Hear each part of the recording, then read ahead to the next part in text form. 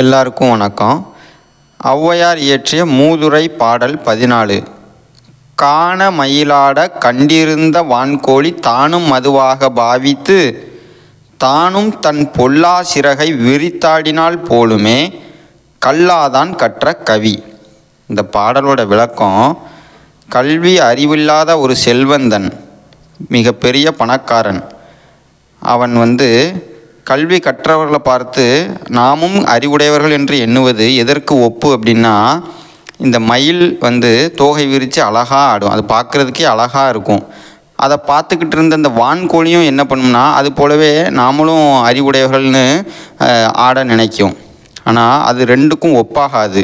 ஏன்னா அறிவுடையவர்களிடத்திலேயே, நன்கு கல்வி கற்ற அறிவுடையவர்களிடத்தில் நல்ல பண்பு, எண்ணம், சிந்தனை, நல்ல செயல்கள் என்பது இருக்கும். இந்த கல்வி அறிவில்லாத செல்வந்தர் பணக்காரர்களிடத்திலேயே இந்த குணங்கள் எல்லாம் இருக்காது. அதைத்தான் இங்கு ஔவையார் தெளிவாக காட்டுகிறார். எனவே அறிவுடையவர் எல்லாம் உடையார் என்று வள்ளுவர் கூறுகிறார். எனவே அந்த கல்வியை கற்று நாம் அறிவுடையவர்களாக திகழ்வோம். மிக்க நன்றி.